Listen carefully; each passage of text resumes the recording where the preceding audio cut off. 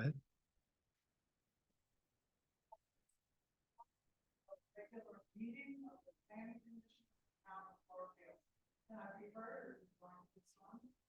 Yeah, you need that on.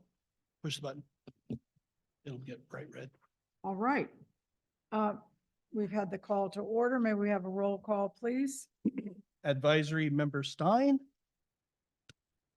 Present. Commissioner Conk, Present. Commissioner Spence, Present. Commissioner Kelly, Present. Vice Chair Johnson, Present. and Chair DeBlanc. I'm here. Thank you. All right. So we're at public comment. The Planning Commission invites the public to provide comments at this time.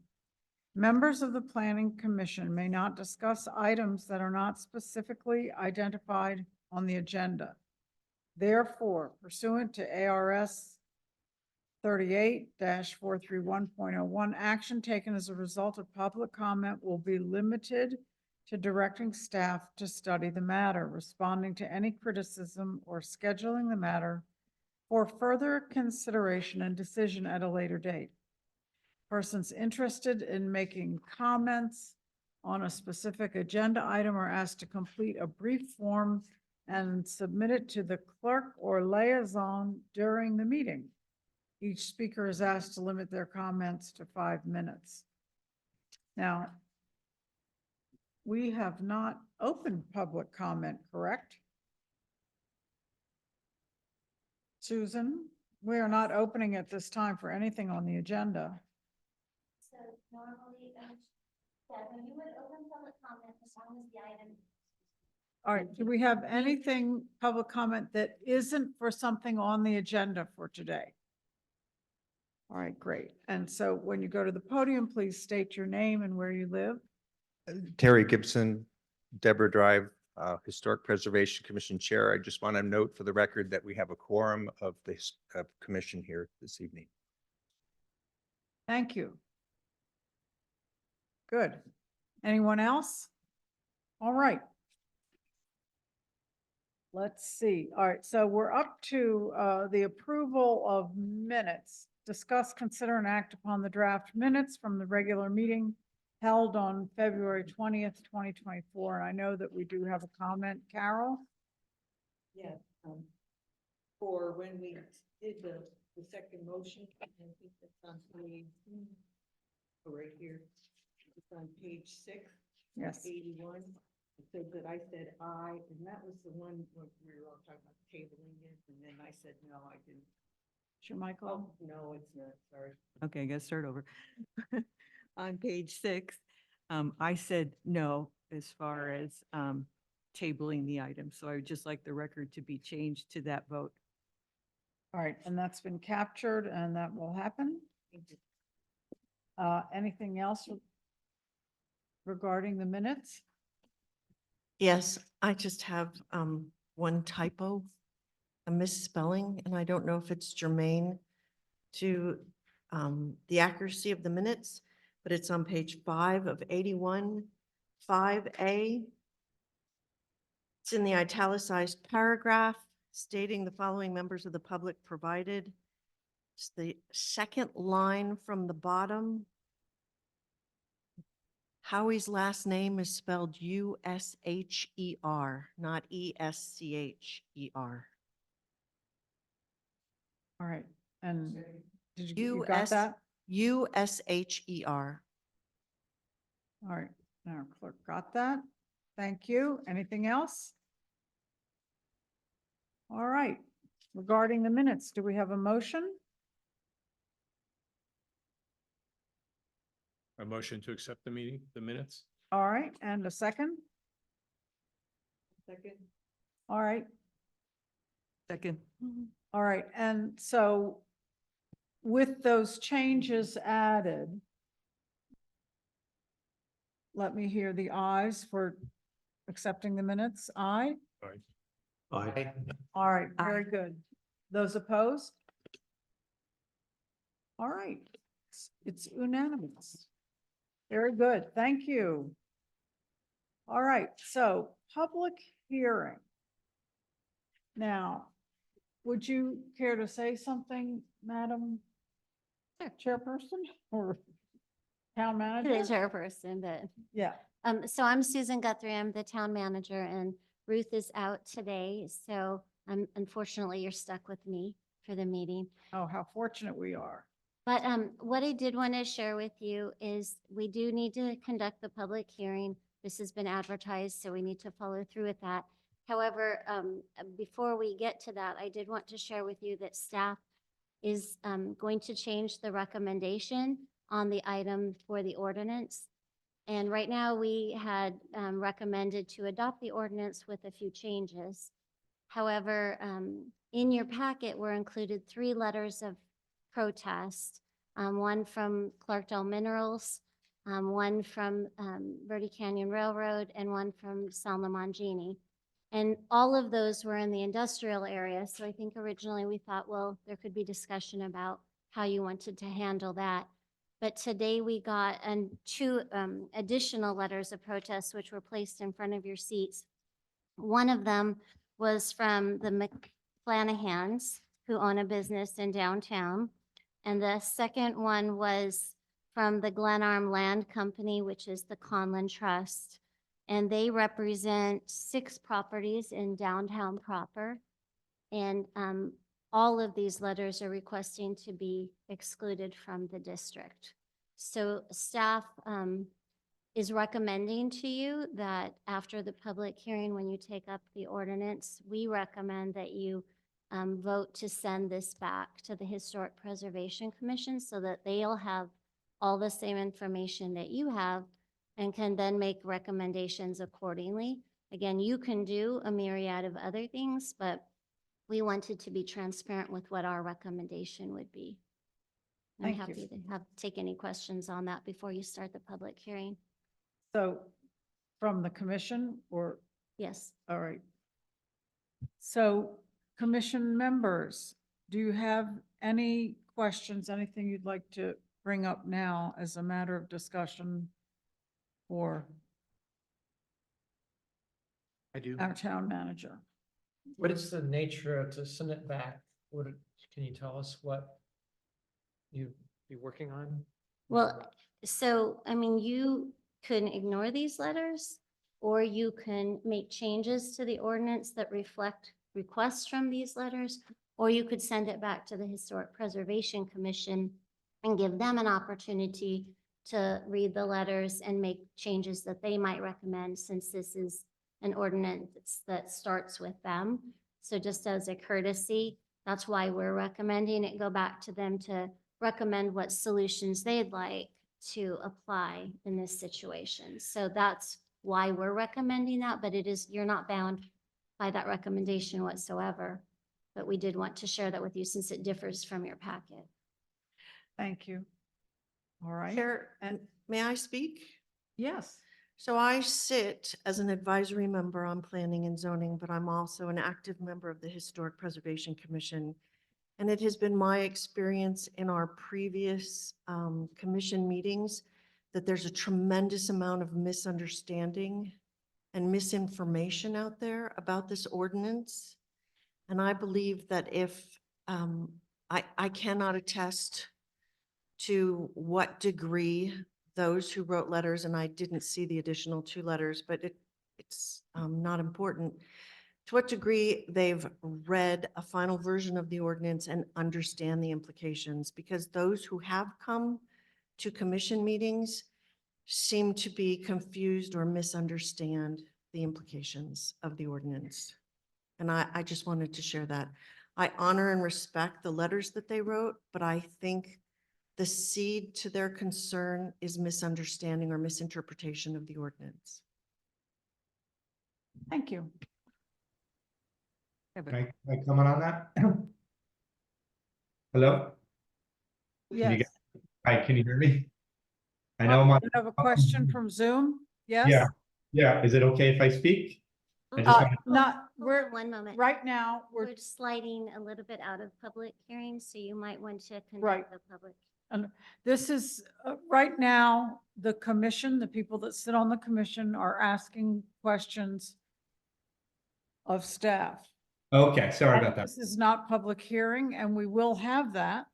Ah, All right? okay, thanks so much. I just- All right, I- thank you. Make sure we will call on you during public hearing. All right. Now, is there anyone else on the commission who, Carol? I have a question of, can you get in more specifics? I know when you say they just haven't read the ordinance or understand it. What is their issue, especially the ones that are right along, Main Street? Are you asking it of me or No. Ms. Stein? Ms. Stein, please. I can't, so I did not dissect the letters and I did not see the two most recent letters. But if the concerns from our last Historic Preservation Commission meeting are reflective, it's, I don't know the most politique manner in which to articulate this, but it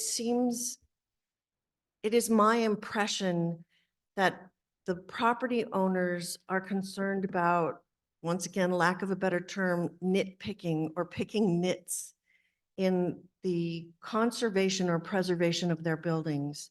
The ordinance, if it's read thoroughly, provides a wide variety of options that are not cost prohibitive and are not as restrictive as seems to be the perspective articulated. Thank you. Certainly. Thank you. Is there anything else from any other member of the commission for staff? I have something that I would like to hear said publicly. I remember before this was even a matter of discussion. And so, just as a matter of transparency, I would like, if you can, to give us like a timeline of when did the Historic Preservation Commission come into existence? And what was the impetus for that? Well, Can anyone say? I cannot answer that question for you, so I'm going to defer to the And it may manager. not be, maybe there's research that would need to be done. But I'm interested in hearing that.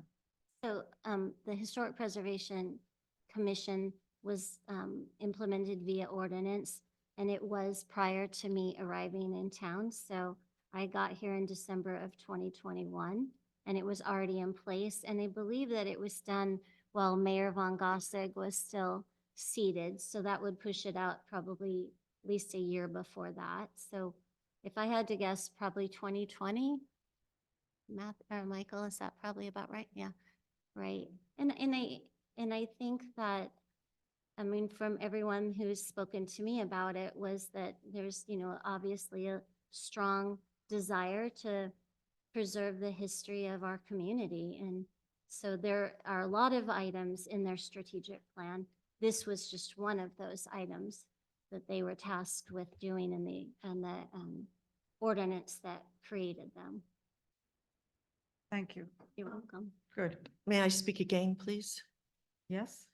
And I'm a little uncomfortable. There is a quorum and there are other members of the commission here who I hope will step forward and either correct me or support when it comes the public meeting. But if you look on page, all I can do is read the ordinance, number one, but preface that with a tremendous amount of work went into researching other ordinances throughout the state and throughout the country.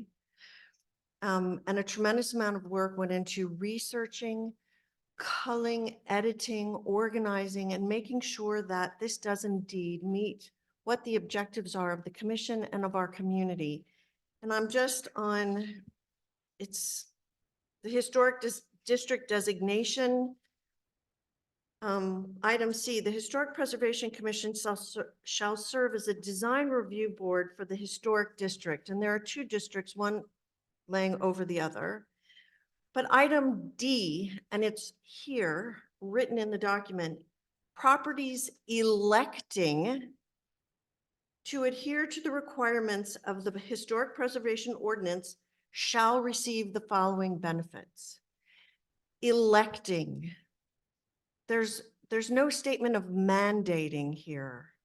And so this is just the first seed of my concern that those authors of the letters and those other property owners and their concerns are a result of misunderstanding or confusion over the ordinance. But it's the fourth statement in the document. Thank you. Good. All right. So let's see.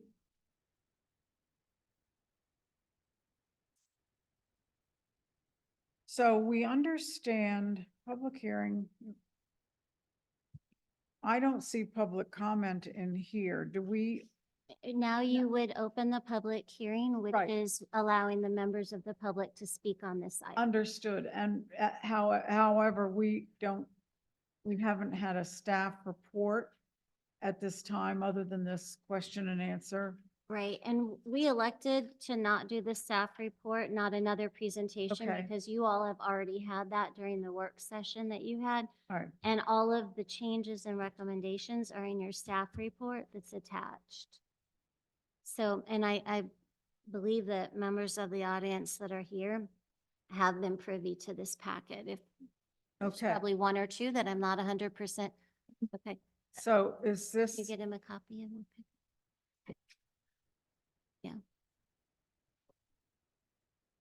yeah.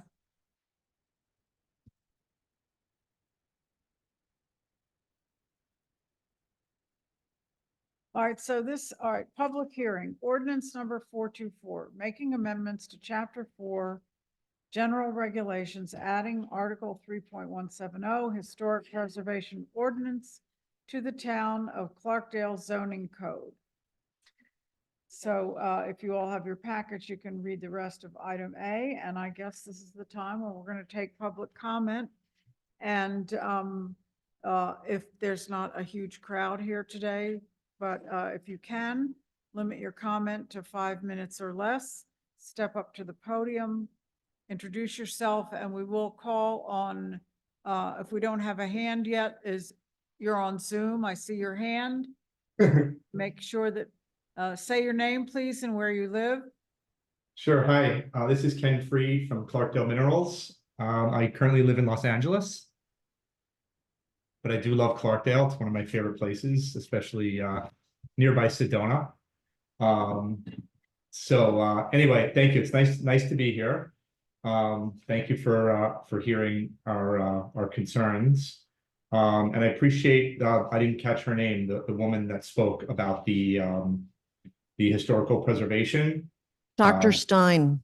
Dr. Stein, yeah, thank you. I really appreciate that. I appreciate the context that that you definitely mentioned. And so like our perspective, Clarkdale, we own a lot of acreage in the area, and it's all industrial use. It's all zoned for industrial. We're a mining company. And in addition to having mining assets, we also own a lot of other land around our mining area. And it's really all completely industrial land. It's zoned for industrial.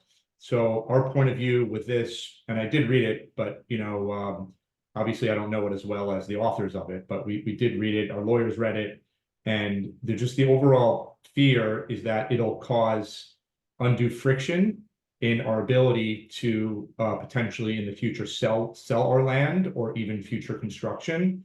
Because anytime you come out with a proposal like this, it immediately raises a flag, albeit, might not be completely justified based on what the doctor stated. But in general, it definitely, we think, will negatively impact. And we've seen this in other examples around the country for sure. And that it's like, again, we're not building residential stuff. We're not building storefronts. But if we do want to sell land or we want to develop our land, we just feel like, unless we can just simply opt out, but we just feel like it adds a layer of friction in the future to selling land or even developing our industrial land. Because if we're going to develop an industrial building, for example, does it have to adhere to, you know, the HPO, right? It feels like it's not so cut and dry. Unless, you know, we're completely misunderstanding the nature of this. That was our interpretation or also lawyer's interpretation. I get it, like if we had residential or storefront, you know, I completely understand the nature of this, but since all our property is all industrial and industrial use, talking about like a lot of raw land and stuff, it just didn't feel like it was really suitable or made sense for us to even be included in this. I just feel like it's a completely separate landscape, so to speak. And like in the future, if we were to want to sell property, the fact that this is out there will, we think, materially limit potential buyers, because it just raises a level of uncertainty and even potentially diminishes property values for what we have. Does that make sense? Thank you. Yeah, Thank you very Right. much for your comments. yeah, my pleasure. Thank you. Something on it or No, no? no, we're taking public comment. We don't answer questions or respond. Okay. Thank you. Two more Are- on Zoom, but I don't see a request to speak. No, they can raise a hand if they want. All right. So, thank you for your comment and, yes. Please step to the podium, say your name and where you live.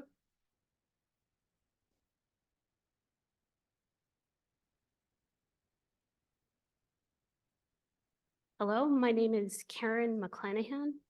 I live in Cottonwood, but I am a managing member of Clarkdale RX LLC, owner of 917 Main Street. In addition to that, I have a business working out of the building. My partner has a business working out of the building. So we are both owner and business owner.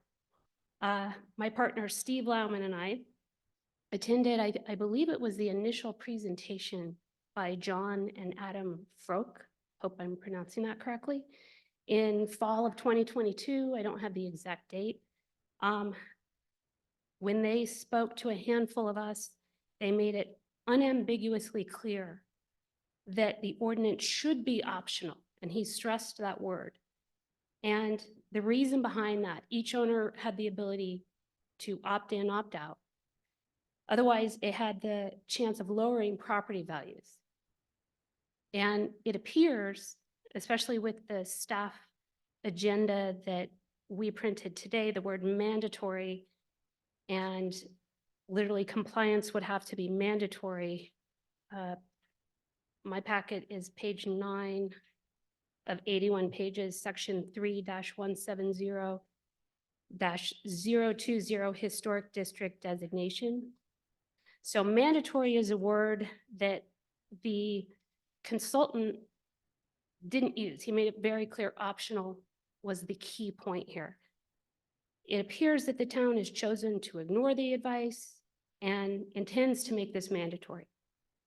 This, for us, and I think what I'm hearing from other property owners, will attract unnecessary claims and litigation for this small town whose biggest challenge is to manage resources with limited funds. And we're kind of scratching our heads going, why would the town of Clarkdale waste taxpayer money by inviting liability with unknown costs that a mandatory ordinance would bring? We would like to see the ordinance made very clearly optional and feel that the costs for that are going to be zero. The ordinance is harmful and can harm private property owners, and I think the previous speaker gave a great example of how that could happen. The proposed ordinance would diminish our property value and interfere with the current and future use of our property as well. So we were one of the letter writers, Clarkdale RX LLC. We would like to see the ordinance tabled. We would like to see it made very clearly optional. We would love to see incentives for private property owners. And additionally, we'd love to come to the table and give you our input as we are working in these buildings. We know them very well. And more incentives for private property owners instead of liability for the town. That's really our bottom line. Make it optional, rework it. Thank you very much. Thank you. Thank you for your comments. All right, I saw a couple more hands, please.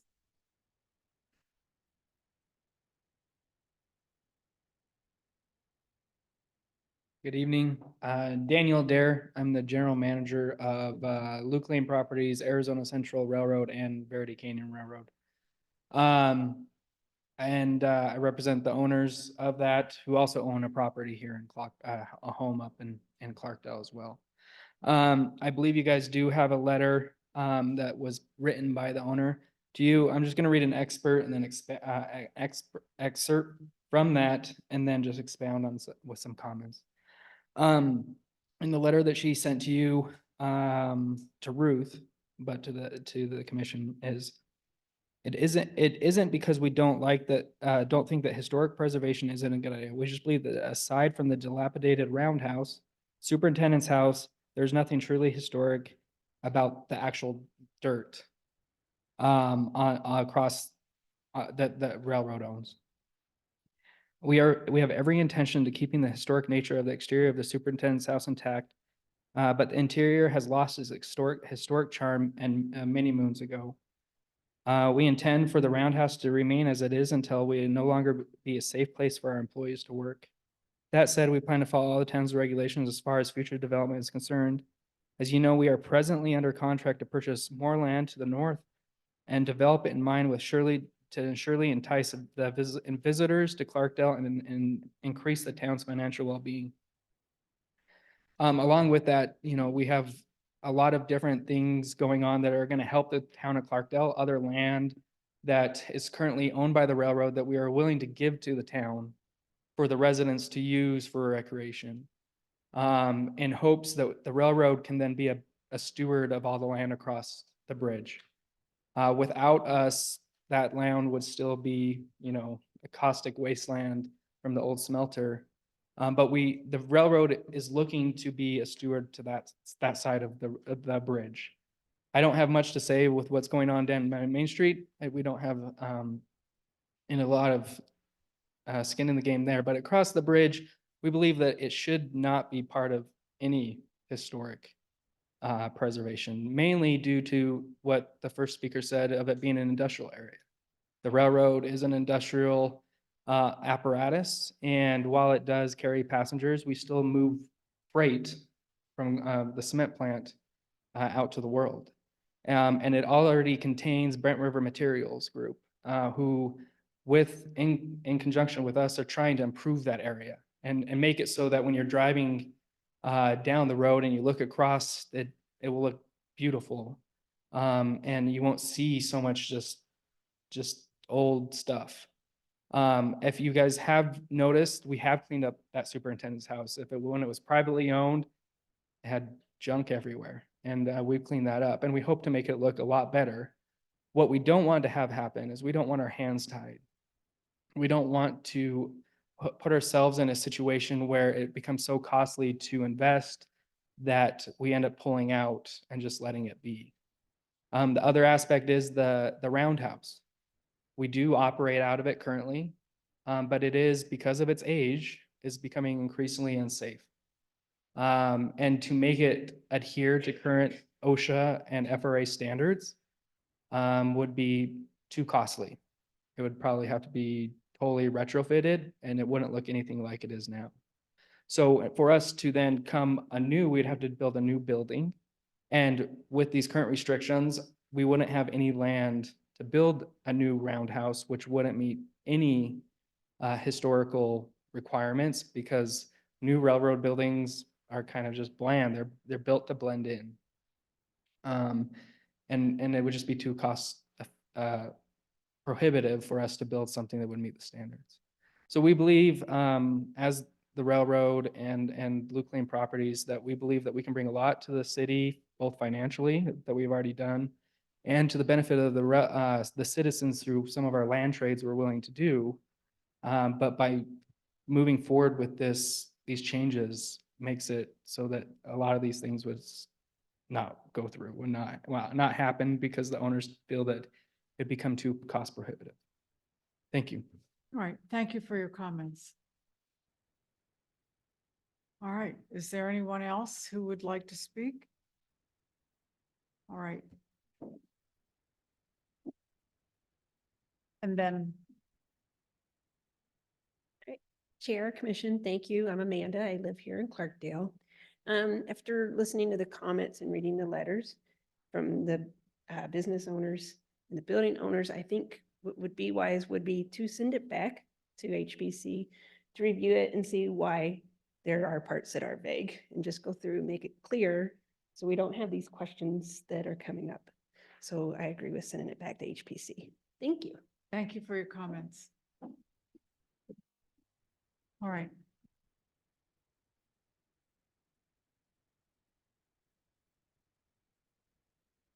Hi, I'm Amy Perkins and I represent the Conlon Group. After looking at this packet, it looks like the majority of the industrial properties went out. There are only a total of 16 uptown properties, of which the Conlons own 6.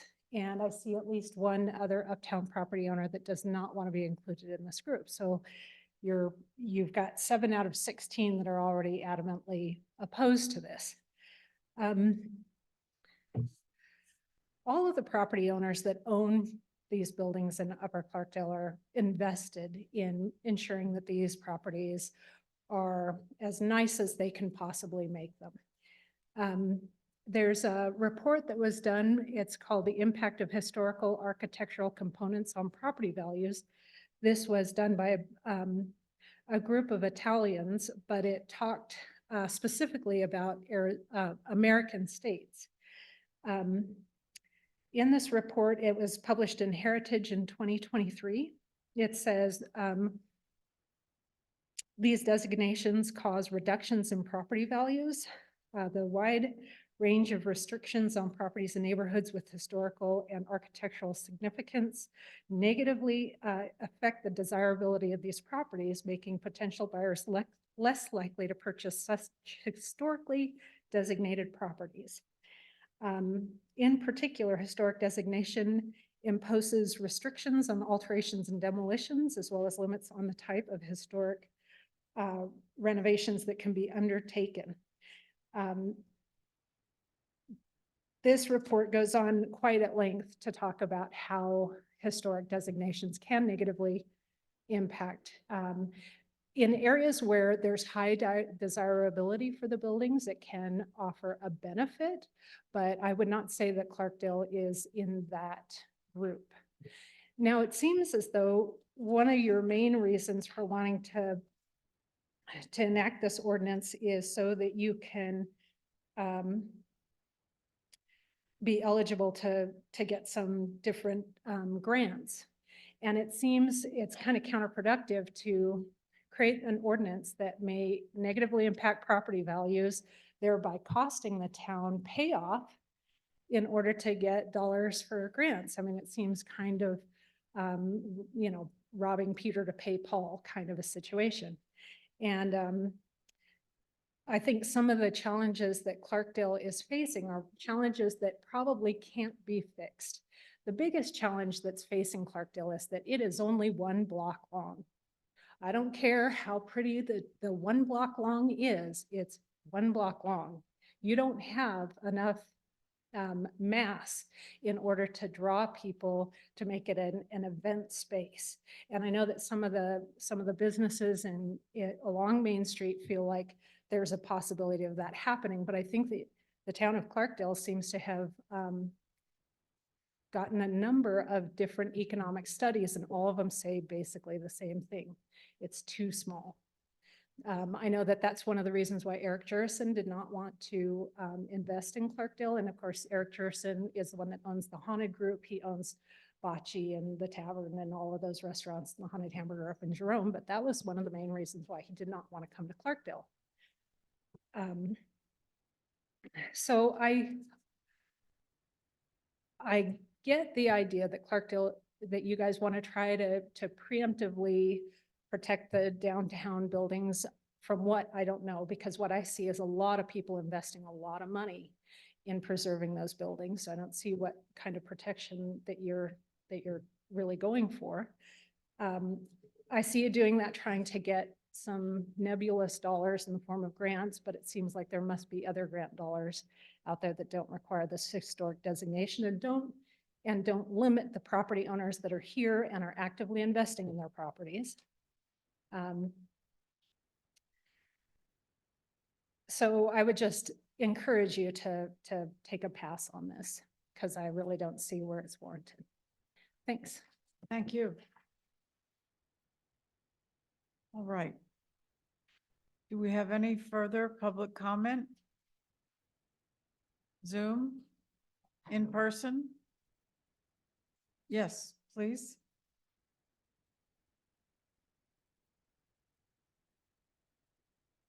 Terry Gibson, Deborah Drive. HPC Chair, and I'd like to thank you for allowing me this opportunity to speak and staff for all the hard work that they've been doing on this project. I would like to point out that we have had a robust public process that has gone on for 3.5 years now. And the last 1.5 years, possibly 2, we've been very focused on this ordinance.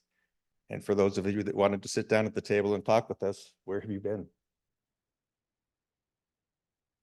We did get one piece of research by one person that spoke earlier about regarding the loss of property values. That's the first one that I've seen in 30 years of research. So I'm glad somebody's doing some more research on it, and I would like to look at that and we could talk about that. I would like to know who paid for that research. Because I brought in piles of research that refuted everything that was stated about that. I do want to point out that the town itself has the biggest stake in creating this historic district and this ordinance. The buildings that we're sitting in right now and the other town offices, law enforcement and such, those are the biggest investment that this town has, and that needs to be protected.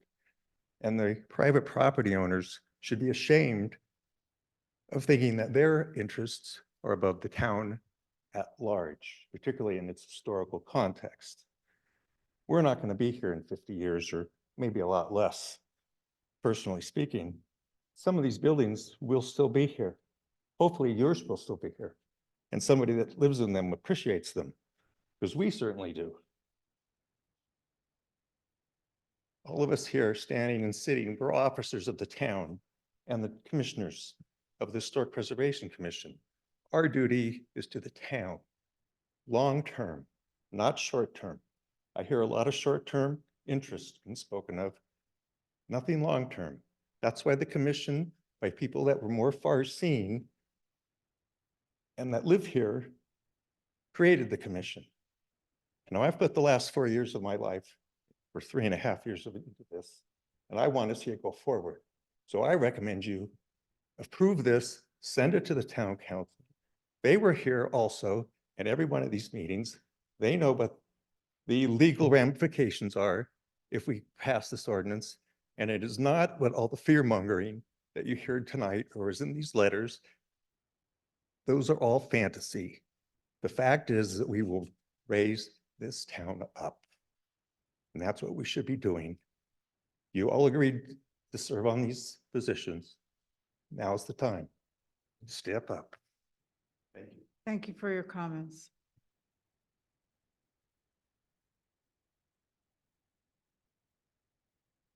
All right.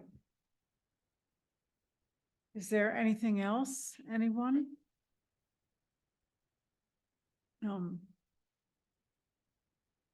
Very good. We love living in Clarkdale. And we love polite, civil discourse. Thank you. All right. So we're going to now close public comment. And now, as I understand it, is there something you want to say about the staff's position before we handle this new business? And again, I'm very sorry that Ruth couldn't be here because she has spent years working on this, but I do want to be cautious. It's a nuance, but this ordinance has been put together and recommended by the Historic Preservation Commission, not the town per se. So the town, which is, the only people who can recommend things or to endorse things from the town is the town council, and the town council has not acted on this ordinance. I just want to make sure that we're clear upon that. What is reflected here and our approach with this was to do what the Historic Preservation Commission asked to be in this ordinance. And up until getting the letters of protest, we were advising with a few changes that it be adopted. You know, these are new, and yeah, I think we all wish that we had received them earlier in the process. But because we didn't, and then now they are presenting, staff does feel like we wanted to give Historic Preservation Commission an opportunity to look at that, have that dialogue. And just to address, I will tell you as, you know, kind of a third party, you know, pretty neutral on this. When I read it, I was very confused about, is this mandatory or is it not mandatory, which is what the point you brought up. And there is that one statement in there that makes you feel like it's not mandatory. May I speak for No, just a? I'd like to finish first. Okay. Thank you. I was asked to speak and I'd like to finish. So there is one statement in there that says that it's not mandatory, and I absolutely read that. But then there's a whole section on like certificate of hardship that goes on to say that it's to grant leniency in applying these standards. So it just, I think it's a little ambiguous of is this mandatory or is it not? And what is the intention? Because there's a whole discussion in the staff report about, you know, that I think staff recommended it be optional. And I think Historic Preservation Commission felt very strongly that it should not be. And there was a whole dialogue back and forth, particularly as it relates to Proposition 207. And, you know, and there's a whole discussion of that proposition in your packet and what the legal advice was. So I also think that during the work session that you all had with council, that was, if you recall, I had to leave a little bit early. And when I was reading the notes from it, the first question I had is, did you guys discuss if it's mandatory or not? And you all did not discuss that in your work session. You never got to that discussion. So the staff report leaves it a little bit vague. It answers the question and it points out that Historic Preservation really wants it to be mandatory. And I'm trying to represent you. If I'm misspeaking, please stand up and say something. I'm trying to say Okay, that. but let me finish and then you could stand up and you can speak to it, okay? So, but when you read the actual ordinance and, you know, as a professional administrator, it's people like me now and in the future who may or may not have all of you in the room who will be reading this trying to determine, how do we apply this? Is this mandatory or is it optional? When I read the certificate of hardship section, it makes me feel very much like it's mandatory. But there is the one section that says if you elect, which makes you feel like, oh, it's not mandatory.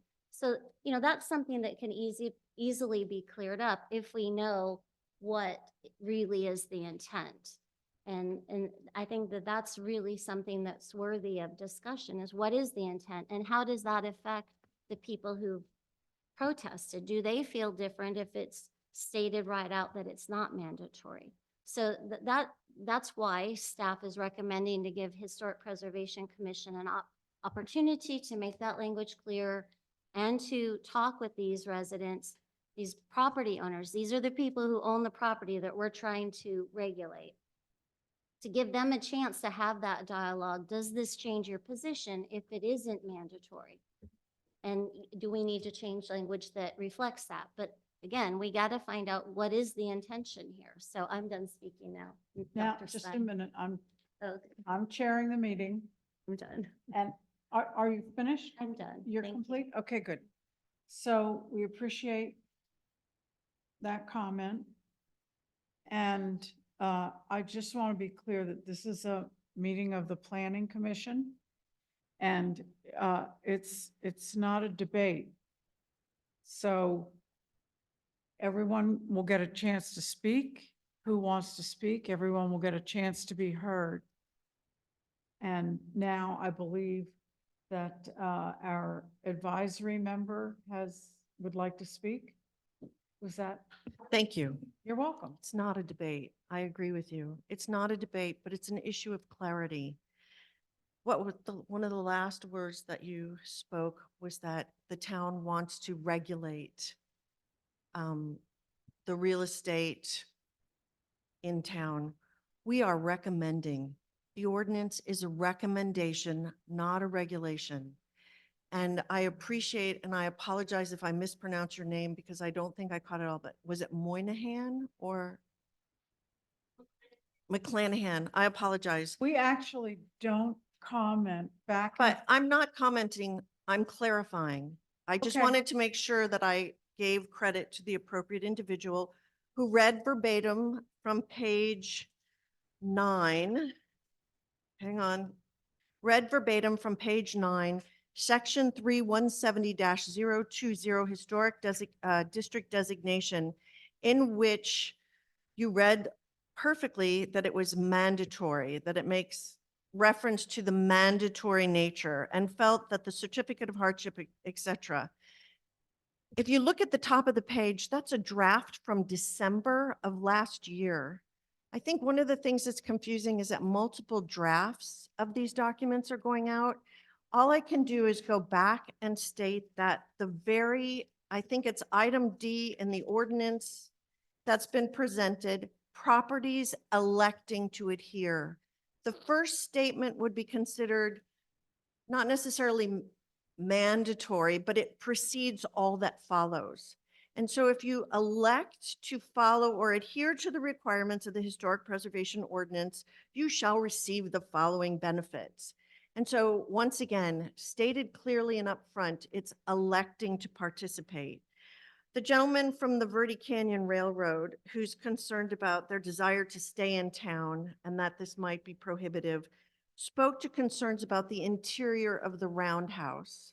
If you take a look at the ordinance, and I apologize, this word has kind of negative connotations for me anyways, but these are superficial requirements, meaning it's the face of the building.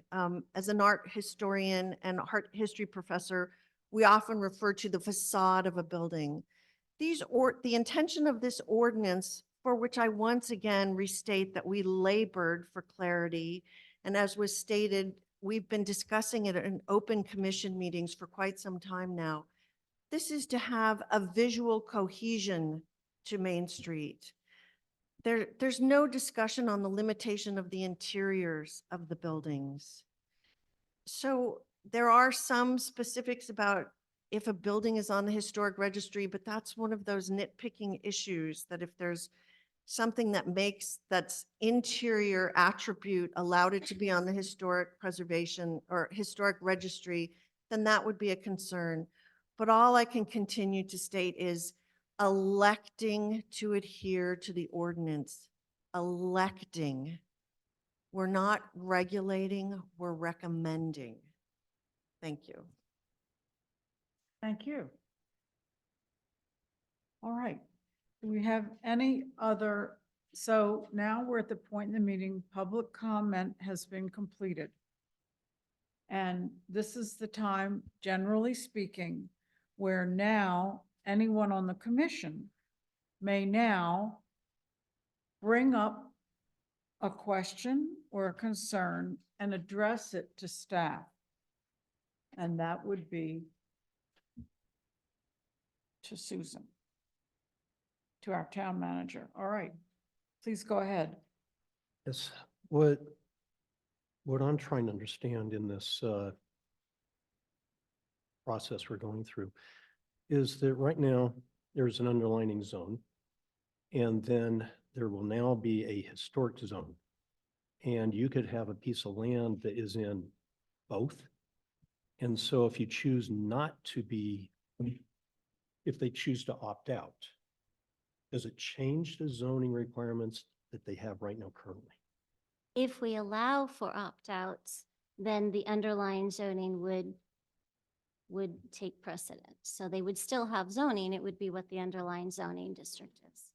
Yeah, I was just trying to figure out, once this other goes over, if it modifies the underlining zone or not. No, the underlying zoning stays in place. This would be what we call an overlay. So these provisions would be in play. In addition, it doesn't necessarily contradict the underlying zoning. The underlying zoning would say if we allowed opt-out, I didn't really see anywhere other than the hardship or the Prop 207 claims that we have a process for allowing for opt-out. I mean, that's the vagueness to me is just, is it mandatory? Is it not? Is there a process to notify us that we're going to opt out? Is it a Prop 207 claim that they have to prove a loss of value? Or is it enough that they state that there's a loss of value? So that opens up kind of a legal process once they've made a Prop 207 claim. Does that help? It does help, and I think some clarity still needs to be worked on. Thank you. Now, I think you wanted to comment or ask a question or something earlier. As well, a little both, but not to the staff. Yes. I'm fairly new to the planning commission, and the first I saw of this was at that meeting about a month ago where we went over this. And it was, there's a lot to go through that. And as I'm looking at this, there's still a lot in here that looks like it's in draft form, and it's kind of tough for me to figure out what's, really being recommended, what's not. And I think that needs a little bit more work and clean up and some time.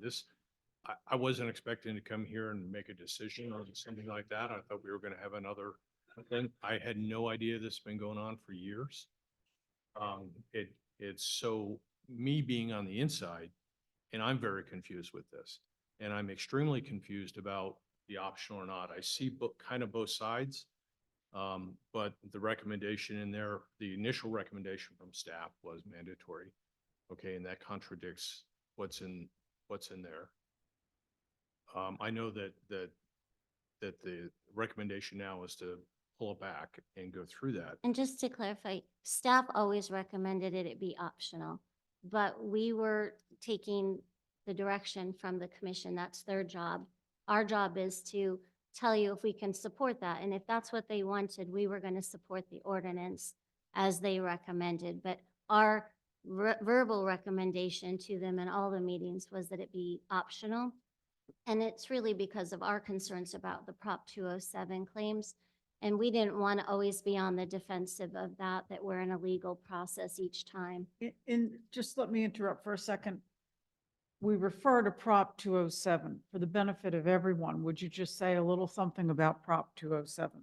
So it's a constitutional amendment that basically says that if we enact an ordinance that is considered a taking, meaning it diminishes somebody's use or property value, then they can file a claim and we would have to pay for that claim. I think in the staff report, legal kind of said, well, if they come forward with a Prop 207, we can then negotiate. So then we're paying legal fees to negotiate that. So that was the reason why staff felt like it was better to make it an optional thing.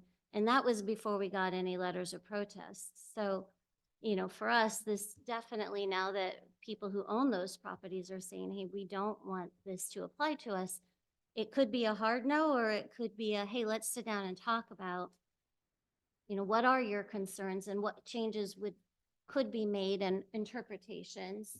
And I'm not sure that as an administrator, when I read it, that I'm clear if it's optional or not optional. Correct. And that's my main concern is that I don't think it's clear enough for the general public. I'm having confusion with it, and I've got very little bit of background with this, nothing like what the Preservation Committee has. But even the thing here where it says, okay, well, you could always apply for, you can make it mandatory, you could apply for a hardship. Well, that's not an opt-out. That's a process you have to go through, and you may or may not get approved for that. That's not an opt-out. So I think it has to be clarified on that one. And I think I hate the fact that it's been going on this long, and I kind of wish I was involved sooner on that. But to me, it's just not there yet. And I do agree with you. I found in reviewing, because I review all the agendas before they're posted, I didn't know I was going to be working this meeting, or I might have reviewed it in a different way, but I found it confusing, all the track changes and all the summaries of the discussion you all had during your work session with council. But I think the reason that it was done that way and that the language wasn't incorporated was because we really were trying to be very careful to represent what the Historic Preservation Commission was suggesting and then what you all kind of suggested in the work session. So I do agree, though, that because of that sensitivity, it is a little bit hard to determine what of the changes are we going to accept and what changes are we not going to accept. That's all. All right. Is there anyone else on the commission who wishes to ask or say something? And I will have some. And this has to do with the ordinance itself. One of the things I was confused on or questioning is that the commission, I think on page 9, they said that they would do the design review. That it would not be, we have a separate group, a design review board that looks at things and through several sections here, it says that they would do their own design review. And I'm questioning why. A planning commission, we don't look at design review. There's a separate entity that does. So I'm just questioning why the commission felt that it was important that they do their own review of design review. To me, that was I think redundant. I think that's a great comment, and we'll make note of the comment, and I don't think anybody's going to respond to anything about that here. But is there anything else, Carol? That's all I had. Thank you. So anyone else? I just want to kind of see if I can add a little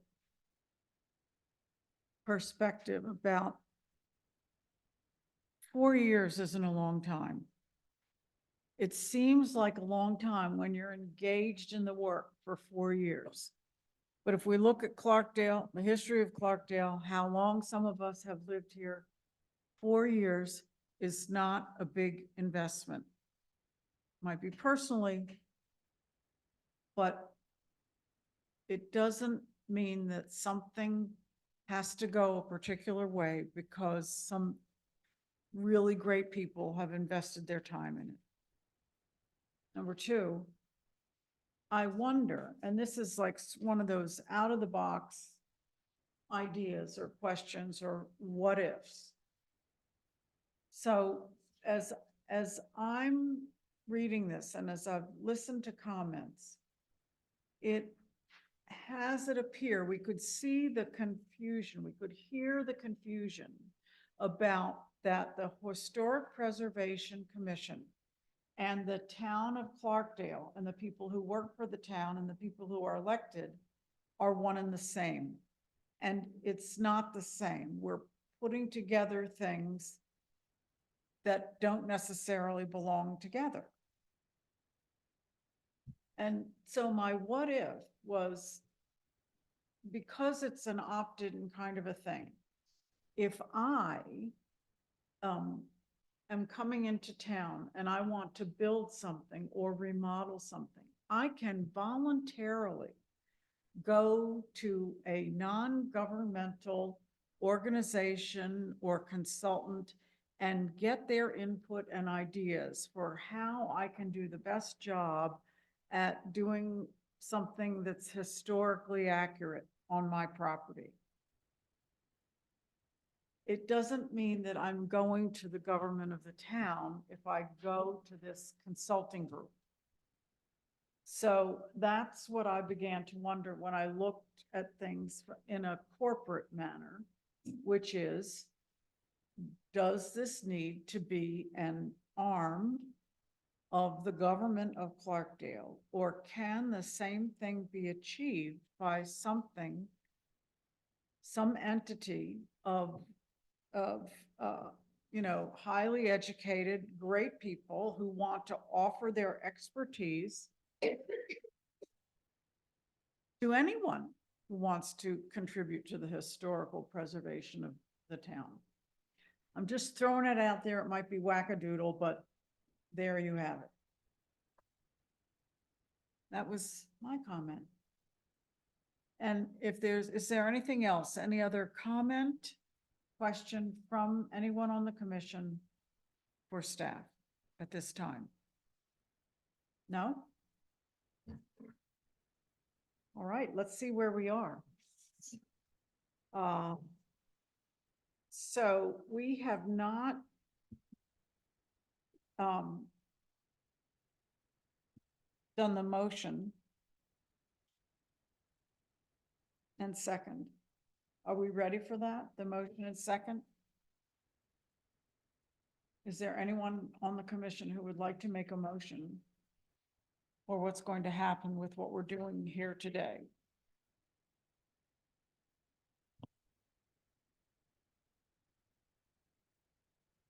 I request that we table this, we go back, we work on more clarity, we work with the public more and get things a little tighter together. All right, so the motion is to table this, send it to staff and the commission for further work. Correct? Okay. If I've said that correctly, then do we have a second for that motion? I second it. All right. All those in favor say aye. Aye. Aye. Those opposed? All right, it's unanimous. That's what's going to happen. All right, so we are on to future agenda items. Do we have? I guess we'll be waiting for our director. Is there anything you want to say about what's on the future agenda? No, ma'am. The only item that you still have tabled is the Highlands project. And at this point, we're still waiting for them to tell us what they want to do in their next step, whether they're going to ask to come back with the same project or if they're going to make changes to it. So at this point, there is some dialogue going on, but we don't have a decision at this point. Right. So it will come back, just, I don't know in what form at this point. All right, and now that matter is settled, so we are up to adjournment. Do we have a motion? I motion to adjourn. All right, do we have a second? I'll second. All right, thank you. Those in favor say aye. Aye. Those opposed? All right, it's unanimous. Thank you all. Thank you so much for being here. This meeting's adjourned and